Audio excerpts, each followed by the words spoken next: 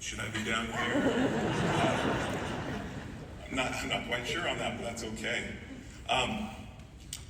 Respected Assembly and members of the Council, and especially my work family from Beacon Group, who are out here with me from Tucson. I thank you for being here today to honor all of the work that's been done over the past year and to look forward to the upcoming year in support of everybody with disabilities, whether they work on an AbilityOne contract or not quite yet. I'll keep my comments brief here, because God, I really don't want that picture up there too long. Jeez. That's a rough one. It's not against you, Lindsay. It's what. That's the best picture of me online, I think, and that's saying something. Yeah.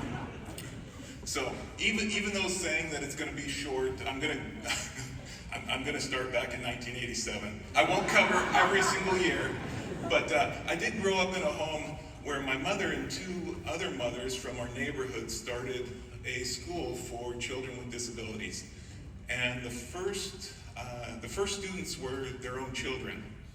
And in that summer of 1987, that school was housed and ran out of our own house in our own backyard. It was then, early in life and helping in that school, that I learned to love and respect and to feel comfortable around children and people of all differing abilities. Now, Ms. Ferguson mentioned earlier that when I retired from the Army, I was looking for a career of meaning, and having several physical and PTSD-related disabilities myself, I found the work at Beacon Group to be just what I was looking for. In one of my first interviews, our former CEO said, people are going to grow, people are going to move on, and that's a win for us here at Beacon, and that's not a hindrance to you or what your job's going to be. And that's something that I've continued to keep in my heart and my mind, and also to run our operations off of. So, as you mentioned, there's growth like Eric, who recently finished his diesel mechanics certification. There's people like Wyatt, who because of his employment was able to buy a house and be married and have a child of their own. People like Andrew, who gained skills with us on Hill Air Force Base in northern Utah and was able to take those skills and unfortunately leave us, but fortunately grow and find work with the city there. People like Hallie, who we were sad to see move on, but then very happy to see come back last summer in a new promoted position, as she had grown with us and then grown where she was and then came back to provide those skills with us again.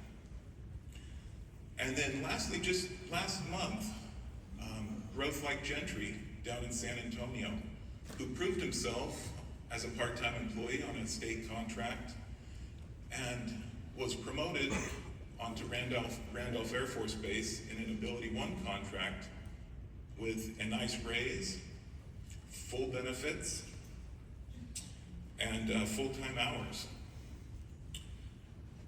The stories of those helped through our efforts at Beacon Group and the AbilityOne program are uplifting. I actually have to remind myself of them every day, and our mission at Beacon Group, especially because the effort day to day can be difficult. We don't need to sugarcoat it. Our work's not always the easiest. But the story of growth that hits home the most is my own, actually. The transition from soldier to compassionate manager, it's not a straight line. As you can guess, I bet. Beacon Group management has been extremely patient, understanding, and encouraging in my own growth.